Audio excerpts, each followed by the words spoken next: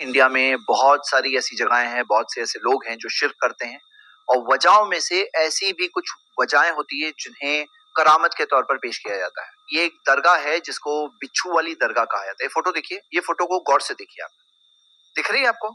ये बिच्छू वाली दरगाह के नाम से फिर ये वीडियो है। ये वीडियो के 2 मिलियन से ऊपर व्यूज है यूट्यूब पे, और भी पता नहीं कहाँ पर है, कितनी वायरल है। बिच्छू वाली दरगाह का ये क्या कहते हैं वो हम देखेंगे, लेकिन चलिए सुन लेते हैं उनकी बात भी। स्वागत है आपका नेक्स्ट 9 न्यूज में। मैं हूं काशिफ अली। सांप बिच्छू को देखते ही हमारे होश उड़ जाते हैं, लेकिन एक ऐसी जगह जहां बिच्छू भी बाबा के इशारे पर चलते हैं, वो बिच्छू जिसके काटते ही मौत निश्चित होती है। लेकिन यहाँ बिच्छू मौत निश्चित होती है, याद रखिएगा इस बात को, काटते ही मौत निश्चित होती है। नहीं काटते हैं। यहाँ के बिच्छू इंसानों से प्यार करते हैं। यहाँ बिच्छू सजदा करते हैं। 800 साल पुरानी इस दरगाह की एक धारणा है कि हाँ, बिच्छू किसी को नहीं काटते हैं। कहते हैं कि बिच्छू का काटा पानी मांगे बिना मर जाता है, पर यहाँ के बिच्छू को आप हथेली पर लेकर घूम सकते हैं, बिच्छू को घर भी ले जा सकते हैं। अमरोहा की हजरत शाह विलायत की दरगाह में हर कोने में बिच्छू छुपे हैं। किसी दीवार, किसी पेड़ या किसी कोने की मिट्टी जरा से हटाते ही सैकड़ों की तादाद में बिच्छू निकल आते हैं। लेकिन देखने वाली बात यह है कि ना तो ये किसी को काटते हैं, ना परेशान करते हैं। आप इन्हें हाथ में भी उठा सकते हैं, यहाँ तक कि साथ घर भी ले जा सकते हैं, लेकिन इसको एक तय वक्त के मुताबिक वापस लाना होता है, वरना ये अपने असली रूप में आ जाते हैं और नुकसान पहुंचा देते हैं। और कहां से इसकी कहानी करीब 800 साल पुरानी बताई जाती है। कहते हैं कि उस दौर में ईरान से सैयद शरफुद्दीन शाह विलायत भारत में अमरोहा आए थे, और उन्होंने अमरोहा की जमीन को अपना घर बना लिया और वहीं अपना मुकाम बनाने का फैसला कर लिया, जिस पर वहां पहले से मौजूद बाबा शाह नसरुद्दीन ने नाराजगी जाहिर की। वे नहीं चाहते थे कि हजरत शाह विलायत वहां मुकाम करें। दोनों के बीच मोहब्बत बरकरार रहे, इसलिए उन्होंने एक कटोरे में पानी के ऊपर फूल डालकर भेजे थे। एक दूसरे को पीछे हटने के लिए मजबूर करने का ये सिलसिला ही बिच्छुओं के आने का जरिया बना। शाह नसरुद्दीन ने अपनी तौहीन समझते हुए उनको एक श्राप दिया कि तुम जहां रहते हो वहां सिर्फ कीड़े मकोड़े निकलेंगे। इस पर शाह विलायत ने यह चमत्कार किया कि उन्होंने ये घोषणा कर दी कि उस इलाके में रहने वाले सांप बिच्छू किसी को भी नहीं काटेंगे। उन दोनों की बातें हकीकत में बदल गई और आज तक वहां ये सिलसिला जारी है। वहां आज तक कीड़े मकोड़े किसी को नहीं काटते। तभी से हजरत शाह विलायत बिच्छू वाले बाबा के नाम से भी मशहूर हो गए। लोगों को बिच्छू काटते नहीं हैं। लोग बड़े आराम से बिच्छुओं को अपने हाथ पर उठाते हैं और अपनी हथेली पर रख लेते हैं। शाह विलायत की मजार पर हर साल बहुत बड़ा मेला लगता है। इस दौरान देश विदेश से खासकर खाड़ी देशों के लोग यहाँ आते हैं। 1915 में एक जर्मन पत्रकार मुल्शॉप ने भी अमरोहा आकर इस करामात को देखा और परखा था, और देखा कि सच में यहाँ के कीड़े मकोड़े किसी को नहीं काटते हैं। तो ये आपने इस बात को समझा। अब आइए इसका जायजा लेते हैं। ये मैं आपके सामने कुछ हकायक और दलाइल सामने ला रहा हूँ। सबसे पहली चीज हम ये देख रहे हैं, वो जो फोटो आपने देखे थे ना, उसकी रिवर्स सर्च करने पर पता चलता है कि ये रिपेंटेंट थाई ब्रीड्स 4600 स्कॉर्पियंस, ये एक रिपेंटेंट थाई की वेबसाइट है जो 2009 में आर्टिकल है थाईलैंड का, और जहां पे एक थाई के बारे में बात है कि उसने 4600 स्कॉर्पियंस को, बिच्छुओं को पेट के तौर पर पाला। और ये जो फोटो आप देख रहे थे, ये फोटो जो ये वहां पे बताई जा रही थी दरगाह के अंदर आने वाले बिच्छुओं के तौर पर, देख लीजिए फिर से। चलो मैं इसको जूम करता हूँ जरा, ये इसको जूम कर रहे हैं आप, ये देख लिया आपने, यहाँ पे फोटो देख ली थाईलैंड वाली। अब वहां देखिए बिच्छू में, ये सेम फोटो है, बिच्छू वाले बाबा के खाते में वही आ रही है। ये देखिए वही फोटो है वहां पर, वो वेबसाइट से उठाई हुई। और कई ऐसे यूट्यूबर्स हैं जिन्होंने ये फोटो डाली, मैंने खुद देखा कि ऐसे कई आर्टिकल्स मुझे दिखे जो लिखे गए हैं इस ताल्लुक से, और यही सेम फोटो वहां पे बताई गई है। चलिए मेन असल सवाल पे हम आते हैं और इसको देखते हैं। असल सवाल में मैं आपको कई एंगल से इसके बारे में बताना चाहता हूँ। सबसे पहली बात, ये जो फोटो आई थी ना, आपने देखा था फोटो, अब ये जो फोटो है, ये कौन सा बिच्छू है? ये एशियन फॉरेस्ट स्कॉर्पियन है, जो हेटेरोमेट्रिस स्पीशीज में से है, एशियन फॉरेस्ट स्कॉर्पियन। ये मैंने राइट साइड वाली फोटो बताया है ताकि कंपैरिजन में आप देख सकते हैं। ये जो बिच्छू बता रहे हैं फोटो, ये कौन सा बिच्छू है? Asian forest scorpion. ये फेवरेट स्कॉर्पियन है, फेवरेट बिच्छू है। किन लोगों का फेवरेट बिच्छू है? जो ऐसे चमत्कार बताना चाहते हैं कि देखो ये खतरनाक दिखने वाला बिच्छू है, हमारे हाथ पे हम लेके चल रहे हैं, खतरनाक बिच्छू, क्योंकि दिखने में बड़ा डेंजर दिखता है। लेकिन ये बिच्छू की हकीकत क्या है कि ये जो बिच्छू है, इसकी पर्टिकुलर ये वाला एशियन फॉरेस्ट स्कॉर्पियन, یہ جب بائٹ بھی کر لیتا ہے تو جیسے ہنی بی ہوتی ہے نا، شہد کی مکھی کا جو سٹنگ ہوتا ہے اتنا ہوتا ہے معاملہ، یعنی کوئی اس میں لیتھل اسکارپین نہیں ہے یہ، یعنی کہ یہ اسکارپین، یہ جو بچھو ہے یہ کوئی ٹائپ کا ڈیڈلی بچھو نہیں ہے، بلکہ بچھوؤں کے بارے میں بہت ساری غلط فہمی ہے۔ اگر آپ یہ دیکھو کہ بچھوؤں میں سے تقریباً 99% بچھو، وہ 99% جو سپیشیز ہے وہ ڈینجرس نہیں ہوتی ہے۔ یہاں تک کہ یہ والا جو بچھو ہے اس کے لیے دیا آپ خود پڑھ سکتے ہیں کہ اس کو تو ٹریٹمنٹ بھی کرنے کی ضرورت نہیں ہے، یعنی خود بخود ہی یہ ٹھیک ہو جاتا ہے۔ بس ایک اس کی جو سمٹم جو ہوتا ہے وہ بس اتنی ہوتی ہے جیسے کہ آپ کو ایک شہد کی مکھی نے سٹنگ کیا ہے، اگر وہ سٹنگ کرے تو یہ کن لوگوں کا فیوریٹ بچھو ہے؟ یہ چمتکار بتانے والوں کا فیوریٹ بچھو ہے کہ وہ لائیں گے، بتائیں گے کہ دیکھو کچھ نہیں ہو رہا ہے، میں کتنا بہادر ہوں، کیونکہ خطرناک ولن دکھ رہا ہے اور خطرناک ولن کو لے کر کوئی آئے تو بولے بہت بہادر انسان ہے یہ جو لوگ ہوتے ہیں وہ اس ٹائپ کے بچھو نہیں لے کے آئیں گے کبھی۔ انڈین ریڈ اسکارپین جس کو کہتے ہیں جو ڈیڈلی ہوتا ہے، یا ڈیتھ سٹاکر جو یہ رائٹ سائڈ والا یلو والا بچھو ہے، یہ ڈیتھ سٹاکر بچھو کو بھی نہیں لائیں گے۔ یہ دونوں بچھو جو ہوتے ہیں یہ ڈیڈلی پوائزنس والے بچھو ہوتے ہیں، یہ بچھو وہ لوگ کبھی ہاتھ پہ رکھ کے نہیں بتائیں گے۔ یہ وہ والا ہی ایشین انڈین، یہ والا جو بچھو ہے ایشین فارسٹ اسکارپین جو ہے اس کو ہی لایا جاتا ہے عام طور پر، مطلب یہی فیمس ہے، فیوریٹ ہے اس میں۔ اور یہاں تک کہ آپ دیکھو گے کہ موبائل زوز جو ہوتے ہیں جس میں وہ ایسے الگ الگ موبائل زوز جو ہے، اس کے لیے یہ پب میٹ کا آرٹیکل ہے جس میں وہ لوگ بچھو لے کر جاتے ہیں، تو اس کے لیے بچھو اور کئی سارے فراگز اور سیلیبینڈرز، ٹرٹلز، یہ سب لے کے آتے ہیں موبائل زو کے اندر۔ تو اس کے تعلق سے یہ جو آرٹیکل ہے جس میں ایڈوائز دی گئی ہے، تو یہ بات ذکر ہے آپ کو، میں یہ بات لا کے کیوں بتا رہا ہوں کہ ایسے موبائل زوز میں بھی ایسے اسکارپینز لے جائے جاتے ہیں۔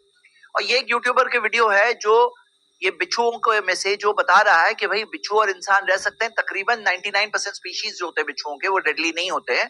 تو وہ یہ بتا رہا ہے کہ ایسے بچھوؤں سے ڈرنا نہیں ہے، لیکن بابا ہونے کا دعویٰ نہیں کر رہا ہے، نہ اس نے کوئی درگاہ قائم کی ہے بتانے کے لیے کہ اب میں بہت بڑا بابا ہوں اور میں دیکھو چمتکار کر رہا ہوں۔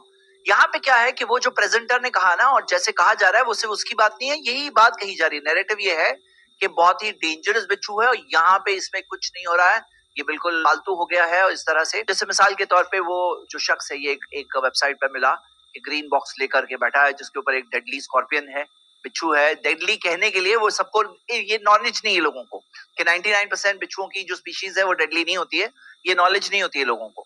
تو یہ بات یعنی لوگوں کو پتا نہیں ہے، تو بھائی خطرناک ڈیڈلی کہا گیا ہے۔ تو جو ایک ایسا میریکل ہے جو صرف اس وجہ سے میریکل ہے کیونکہ لوگوں کو معلومات نہیں ہے، ان کے پاس معلومات نہیں ہے، یہ میریکل نہیں ہے، ٹرک کہیں گے اس کو کرامت نہیں کہیں گے، اس کو ٹرک کہیں گے، ٹرک، چالاکی۔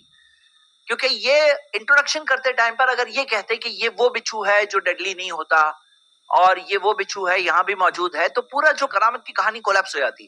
وہ کرامت کی کہانی کس چیز کی بنیاد پر ہے؟ مس انفارمیشن اور غلط انفارمیشن کی بنیاد پر، معلومات نہ ہونے کی بنیاد پر ہے، برابر۔ لیکن ہمیں یہ بھی بات یاد رکھنی چاہیے کہ دین اسلام کے طور پر ہمارے پاس تو ایسی کئی مثالیں ہیں، جیسے مثال موسیٰ علیہ السلام جب بنو اسرائیل کو چھوڑ کر کے گئے تھے کوہ طور پر، تو وہ وقت پر سامری نام کے ایک شخص نے ان کو کہا کہ لاؤ اپنے زیورات لاؤ اور آگ میں ڈالو، فاخرج لہم عجلا جسدا لہ خوار، اور ایک اس نے نکالا بچڑا آگ میں سے، لہو خوار، اس میں سے آواز آ رہی تھی، جیسے گائے کی آواز ہوتی ہے نا، منہ ایسے آواز بھی آ رہی تھی۔ تو ایک تو آگ میں سے ایسا پتلا نکالا، یعنی ایک مورتی نکالی۔ دو چیزیں بظاہراً کیا ہے، ایک ایسی چیز تھی جو دکھنے میں ایکسٹرا آرڈنری چیز ہے، لیکن وہ کرنے والا کون شخص ہے؟ جس نے وہ گائے کی پوجا کرنے کہا، کل آگے جا کر بنی اسرائیل کو کہا کہ یہ تمہارا معبود ہے، یہ تمہارا گاڈ ہے۔ موسیٰ کا بھی گاڈ یہی ہے، جو مورتی نکلی ہے، جو منہ کر کے آواز نکلی، یہ موسیٰ علیہ السلام کے معبود ہے، گاڈ ہے، ان کی عبادت کرو۔ اور بنی اسرائیل کیا کرنے لگے؟ شرک کرنے لگے۔ تو میں بتانا کیا چاہ رہا ہوں کہ ہمارے لیے اول چیز کیا ہے؟ اللہ کی کتاب ہے، مسلمان ہونے کے ناطے جو مسلمان ہیں، ایمان والے ہیں، ان کے لیے اول چیز کیا ہے؟ اللہ کی کتاب ہے، نبی صلی اللہ علیہ وسلم کا فرمان ہے۔ کوئی چیز اگر قرآن اور حدیث کے خلاف جائے تو کتنی بھی کرامتی چیز دکھے، ہم اس بات پہ ایمان نہیں لائیں گے، کیونکہ اگر ایمان لائیں گے کرامتی چیز پر تو پھر بنو اسرائیل بھی غلط نہیں تھے، بچڑے کی عبادت کرنے لگے، غلط تھے کہ نہیں تھے؟ غلط تھے کہ نہیں تھے؟ غلط تھے نا۔ تو وہ غلط تھے، کیوں غلط تھے؟ انہوں نے کوئی کرامتی ٹائپ کی چیز دیکھی، اور جو چیز کیا تھی؟ دھوکہ تھی ان کے لیے، آزمائش تھی ان کے لیے، امتحان تھی ان کے لیے۔ دنیا کیا ہے؟ امتحان کی جگہ ہے کہ نہیں ہے؟ یہ دنیا امتحان کی جگہ ہے، یہاں پہ صحیح اور غلط دونوں چیزیں دکھائی دیتی ہے۔ تو کوئی اگر دیکھی ہوئی چیز کوئی ایکسٹرا آرڈنری چیز دکھ رہی ہے اگر، भाई हमने तो देखा कि साइंटिफिक तौर पर वो बातें साबित क्या हुई कि वो ऐसा कोई करामती चीज है ही नहीं। और मैं बताऊं, ये आपको ऐसे टाइप की जो करामतें अक्सर मिलेगी ना, मैंने जितनी की तहकीक किया ना, सबके पीछे कोई ना कोई साइंटिफिक फैक्ट निकलता है, कोई ना कोई इंफॉर्मेशन की कमी मिलती है। यानी इन रियलिटी वो कोई करामत होती ही नहीं। हाँ, इन रियलिटी नहीं होती है तकरीबन। लेकिन अगर कोई मिल भी जाए और कोई निकल के भी आए तो हमारे लिए वो दलील नहीं है। हमारे लिए अल्लाह की किताब दलील है, प्यारे नबी मोहम्मद सल्लल्लाहु अलैहि वसल्लम का फरमान दलील है। क्योंकि अगर ऐसी दिखने वाली बज़ाहिरन कोई करामती चीज, हाँ बज़ाहिरन जो कुरान और सुन्नत के खिलाफ है, वो करामत नहीं हो सकती। कोई ऐसी एक्स्ट्राऑर्डिनरी चीज दिख रही है, अगर वो दलील होती तो बनी इसराइल क्यों गलत है? भाई आपके सामने आयत है कुरान की, सूरह ताहा की आयत नंबर 88, पढ़ लीजिए। फिर बनी इसराइल क्यों गलत है? बनी इसराइल को सजा फिर क्यों मिली? क्यों उनके लिए मामला ऐसा है? क्यों? क्योंकि जो चीज उनके नबी और पैगंबर मूसा अलैहिस्सलाम ने उनको सिखाया था, तौहीद सिखाई थी, अल्लाह ही की इबादत होनी चाहिए सिखाए थे, और वो लोग इसके खिलाफ गए तो वो लोग गुमराह हो गए, भटक गए। वो लोगों ने गलत काम किया, नाफरमानी की। ये बात हमें समझना है। एक और मिसाल है दज्जाल की, कि कयामत से पहले जो दज्जाल आएगा और दज्जाल की कई सारी एक्स्ट्राऑर्डिनरी चीजें होगी। जो नबी सल्लल्लाहु अलैहि वसल्लम पनाह मांगते थे ना, बदतरीन फितना, दज्जाल का बदतरीन फितना से अल्लाह तेरी पनाह मांगता हूं, तो सबसे मुश्किल फितना, सबसे मुश्किल इम्तिहान होगा। यहां तक आप ये पूरी रिवायत पढ़ सकते हैं, लेकिन शॉर्ट में यहां तक की एक मिसाल है, फयख्तुलहु सुम्मा युहयीही, दज्जाल एक आदमी का कत्ल कर देगा, फिर उसको फिर से जिंदा कर देगा। ये तो नहीं हो रहा है ना वो दरगाह पे जो हो रहा है, ये तो नहीं हो रहा है ना। दज्जाल तो एक आदमी का कत्ल करेगा, फिर उसे जिंदा करेगा, सुम्मा युहयीही, सही बुखारी की हदीस है। और फिर भी हम दज्जाल पे ईमान नहीं लाएंगे। हम दज्जाल पे ईमान नहीं लाएंगे, हम अल्लाह पे ईमान लाए हैं। हमने अल्लाह के भेजे हुए सारे पैगंबरों पर, आखिरी पैगंबर मोहम्मद सल्लल्लाहु अलैहि वसल्लम पर, हमने उन पर ईमान लाया है। तो हमारा क्या मानना है कि नबियों ने जो बताया, आखिरी नबी मोहम्मद सल्लल्लाहु अलैहि वसल्लम ने जो बताया वो सही बताया। दज्जाल झूठी बात बताएगा, फेक होगा, फ्रॉड होगा उसका। तो यहाँ पे बात क्या है कि अगर ऐसी देखी हुई चीजें दलील है तो दज्जाल पे भी तो लोग ईमान लाएंगे। तो वो लोग सही करेंगे क्या दज्जाल पे ईमान लाना चाहिए? अगर आप ये ट्रेनिंग लोगों को दोगे कि ये भाई कुरान हदीस के भले ही खिलाफ है, क्योंकि कुरान हदीस की तालीमात में ये बिल्कुल नहीं है। कुरान हदीस में क्या बात आती है? हमें तो कहा गया इय्याका नअबुदु व इय्याका नस्तईन, हम तेरी ही इबादत करते हैं अल्लाह, हम तुझी से मदद तलब करते हैं। हमें तो ये सिखाया गया कि इबादतें सिर्फ अल्लाह के लिए, सारी इबादतें, हाँ, चाहे हमारे दिल की इबादत हो, जुबान से इबादत हो, जिस्म से इबादत हो, सारी इबादतें सिर्फ अल्लाह के लिए, और सारी इबादतें सिर्फ नबी सल्लल्लाहु अलैहि वसल्लम के तरीके पर। तो अगर ऐसी देखी हुई चीजों पर ईमान लाना सही है, तो दज्जाल पे ईमान लाने वाले भी सही करेंगे क्या? क्या सही करेंगे? और आप इसमें एक बात और देखिए कि एक दुनिया है जो हमारी आंखों से छुपी हुई दुनिया है, वो है जिनों की दुनिया।